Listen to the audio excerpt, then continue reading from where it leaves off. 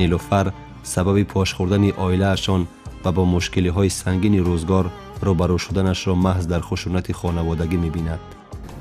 من راستی یاد ندارم 5 ساله یا 4 ساله بودم.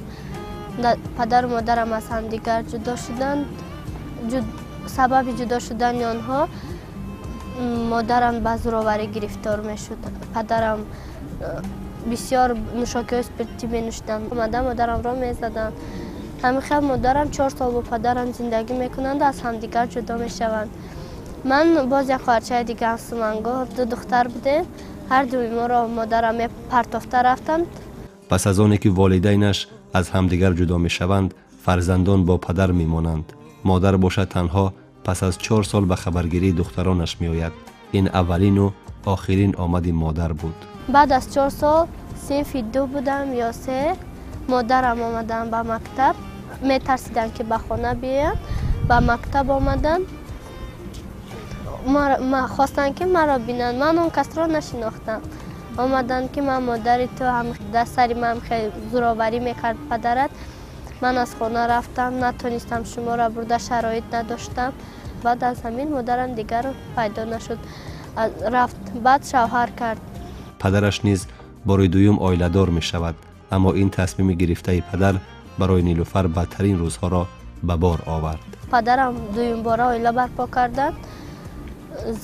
زن پدرم میزدند. یگان کار رو اگر نمیتوانیدم، کودک بودیم لیکن نمیفهماندم با نغزی و میزدند. همین با طریق زورآوری همون کار رو با ما نشان میدادند.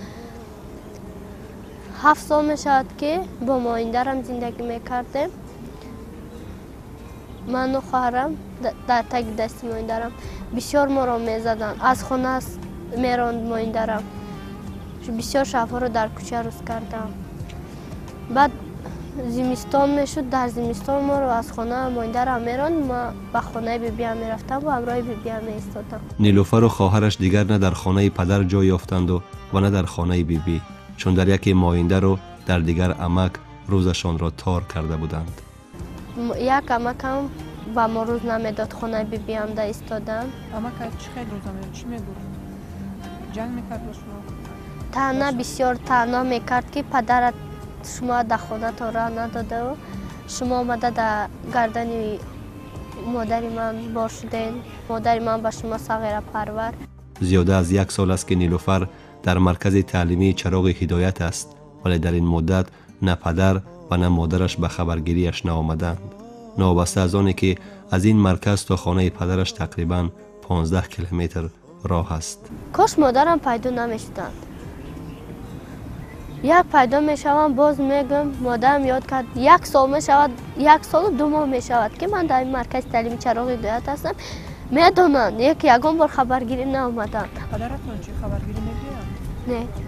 در کجا؟ در همون خونمون در محله 104 اونقدر دور نیست، لیکن یگان بار نآمده خبرگیری. همه چی مرا گناهگار حساب میکنم پدرم شد. من میخواهم خانمو به آنها نشان دهم که من اون خیلی که آنها فکر میکنم من اون خیلی دختر نیستم.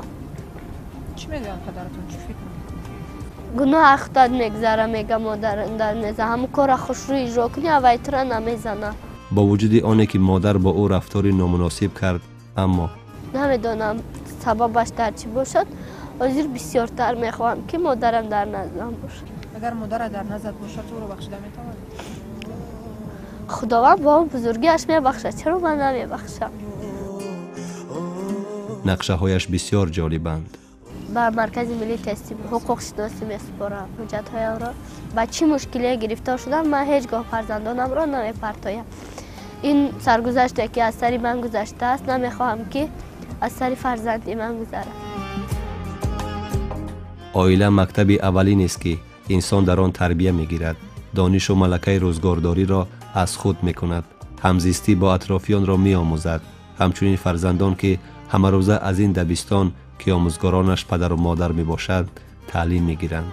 تأثیر عائله به انکشاف من بعده شخصیت حصه گذار میباشد.